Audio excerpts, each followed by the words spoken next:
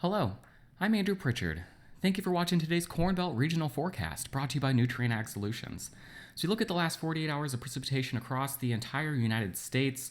We've seen a big chunk of the Corn Belt manage to remain dry over the last 2 days here. And this stretches from parts of the Dakotas and Nebraska all the way across Iowa, Minnesota, Wisconsin, and the northern halves of Illinois and Indiana. I should mention this little dry spot here across central Indiana, part of that is inaccurate. We had a radar issue with the Indianapolis radar. There were some scattered showers and storms in the area there that were not showing up on this map since it is a radar-derived product, but still a big chunk of dry weather over the last 48 hours, which is just crucial as we try and race to get the last bit of crops in the ground here, at least the last bits that we're going to be planting here this spring over the next week or two. We've also been watching then this slow-moving low across the southern plains tracking along and south of the Ohio River Valley. That has brought some scattered showers and storms to parts of Kansas, Missouri, southern Illinois, and Indiana, and that'll continue to slowly move off to the east over the next 48 hours. National blended model, next 5 days worth of precipitation here, so taking us all the way through June 11th.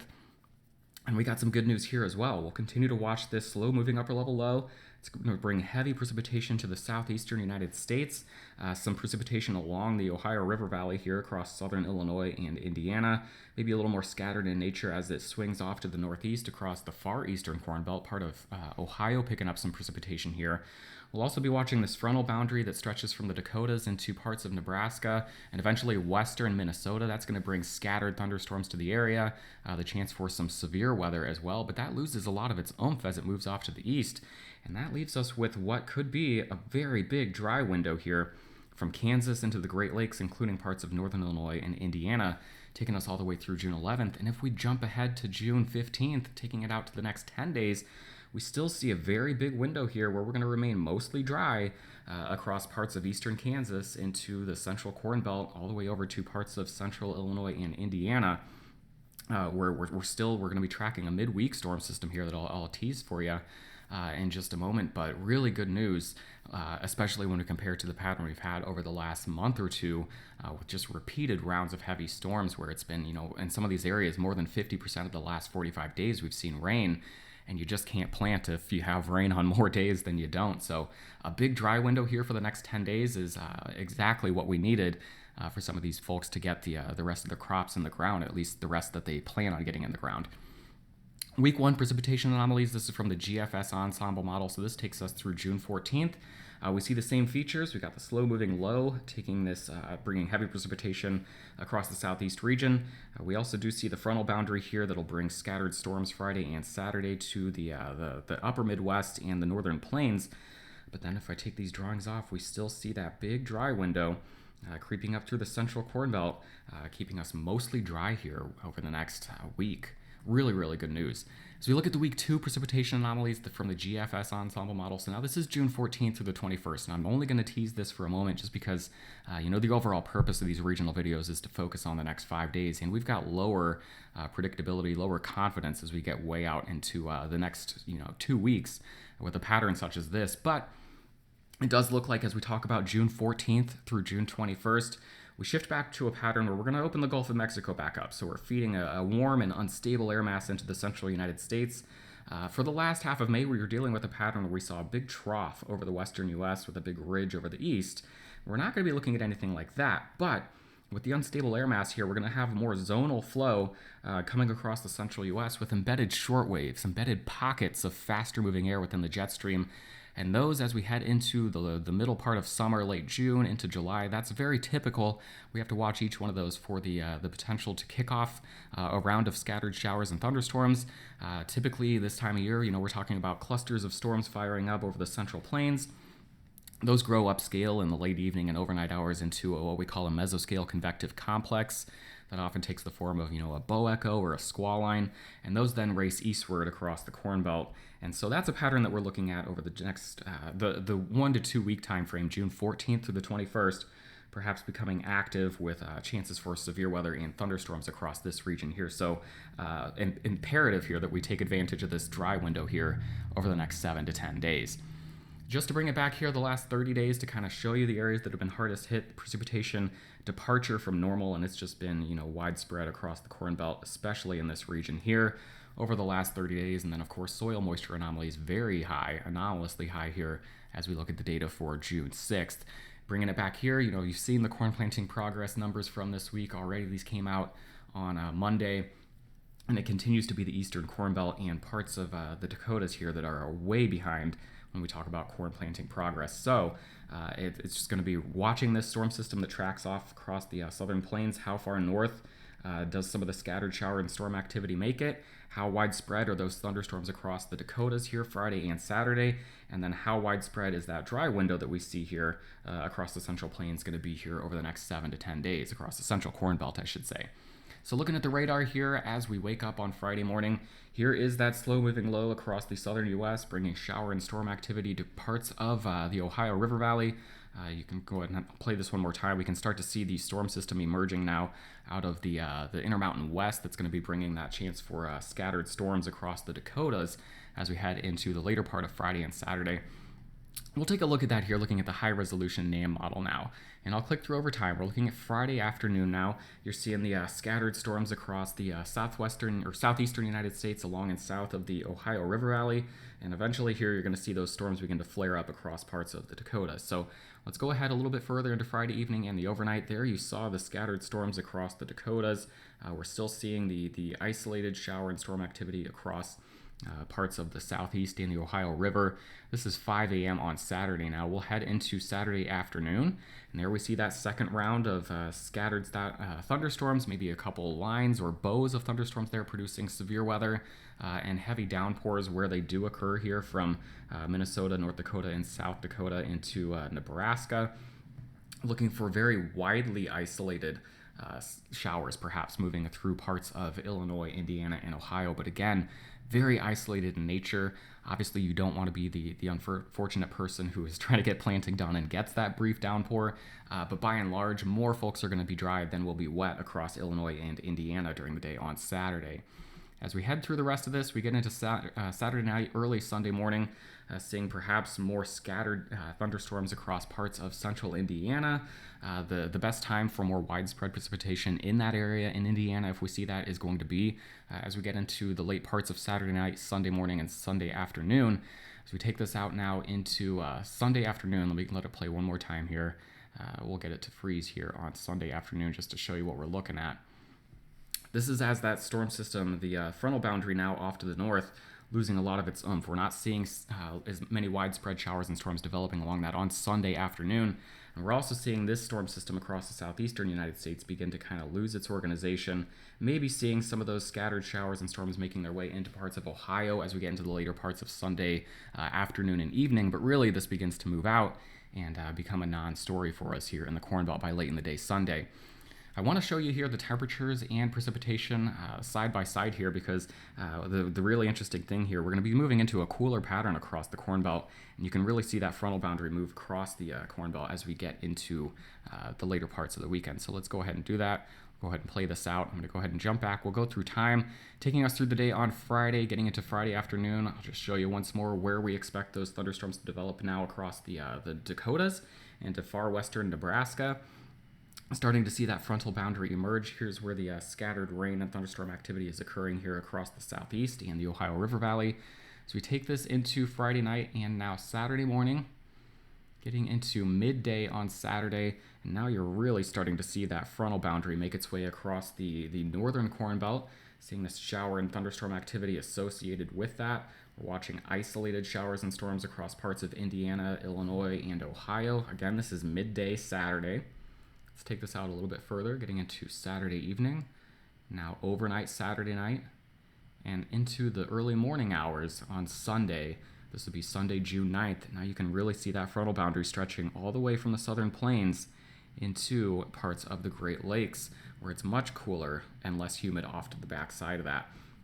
And again, with this upper level low kind of making its way off to the southeast, we've got really sinking motion overall in the atmosphere across the central and eastern, or at least the central at this point, Corn Belt. And that's part of the reason why, as this frontal boundary makes its way into parts of the eastern Corn Belt, talking about Illinois and Missouri, why we don't see widespread thunderstorms developing along that as we did across parts of the Dakotas on Friday and Saturday.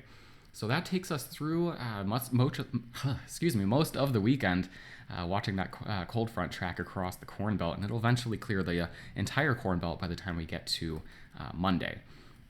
Total forecast precipitation from the high-resolution NAM model.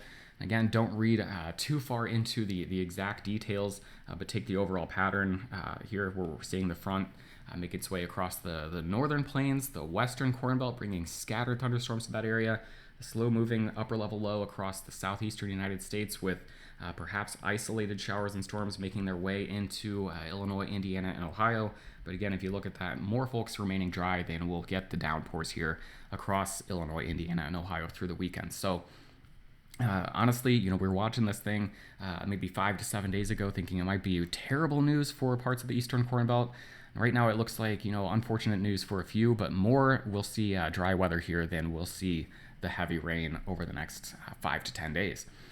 So now let's take a look a little bit longer term. I want to go ahead and show you what we're watching for next week. We're looking at the European model, 500 millibar heights. So we're looking at jet stream winds over here on the left, and then precipitation on the right.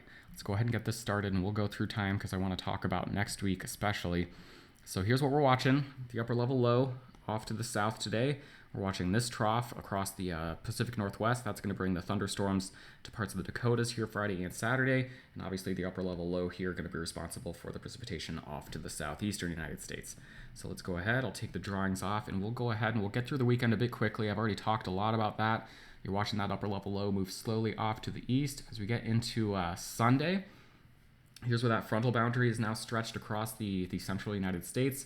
We're seeing maybe widely isolated thunderstorms or showers developing along that, but again, it's going to be mostly dry along that front as it passes through the eastern Corn Belt during the day on Sunday. Still seeing some very, very isolated precipitation impacts from the upper level low as well as we get into late in the day on Sunday. But moving on into the early next week, we're seeing the cold front move through. We've got high pressure now across the Corn Belt. It's cooler and less humid, and we've also shut down the precipitation for the time being. As we head into Tuesday afternoon and Tuesday evening, you see what's emerging now. If we look at the jet stream, remember a pattern like this, we look for short waves, embedded pockets of fast-moving air. That's exactly what we see now across parts of the central U.S. And that's going to kick off the development of a small area of low pressure that right now, the forecast models as we head into Tuesday night and then Wednesday, as we head into Wednesday afternoon, the European model wants this low to be sitting right here over eastern Iowa or into portions of northern Illinois. This would bring the chance for isolated thunderstorms, perhaps some severe weather to the Midwest here. Again, Illinois, Indiana, Missouri. As we look at midweek next week, maybe right around Wednesday, with this trough moving through the central United States. And there is pretty good agreement if we look at the GFS and the European model side by side. So here is the European on the left. On the right, we've got the GFS model, and we'll go ahead, we'll do the same thing. We'll click through time and show you some of the similarities here between the two. As we go through the weekend, we see a similar picture, the slow-moving low over the southeastern United States, along with that frontal boundary over the northern plains in the upper Midwest. This is now midnight on Sunday. We've got very similar placement with these two features. As we head through Sunday afternoon, Sunday evening, into Monday, this moves off to the east. As we get into Monday evening, this is when we're finally seeing this exit the Corn Belt. The last of the precipitation making its way out of the state of Ohio, again, Monday evening. Take these drawings off. We'll head through the mid part of the week, getting into now Tuesday evening, Wednesday morning, and ending on Wednesday evening. Over on the left, that's what I just showed you with that low sitting over the Illinois and Indiana, or the Illinois and Iowa border.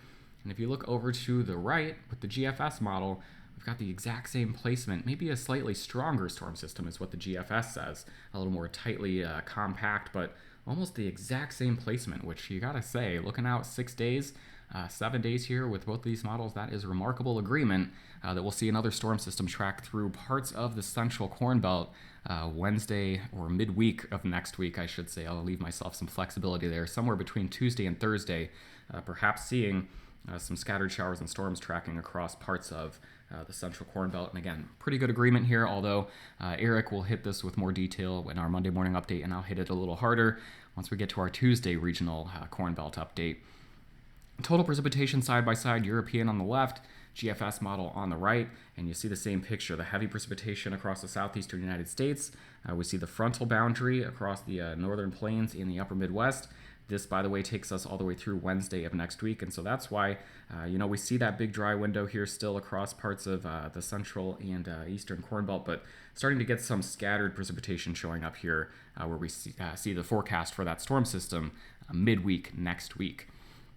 We'll pivot now. We'll talk about temperatures, looking at growing degree day anomalies here over the last 3.5 months or so, the last 90 days. And where we had this trough over the west, the ridge in the east, we were warmer across the southeast, cooler off to the southwest. And unfortunately, heading into a cooler pattern such as this, it's a drier pattern across the central Corn Belt here, but looking at a cooler pattern over there at least the next 5 to 10 days. We can see that here, the GFS temperature anomalies from the GFS ensemble model taking us through June 11th. We see the coldest temperature anomalies off to the southwest here, the central and southern plains.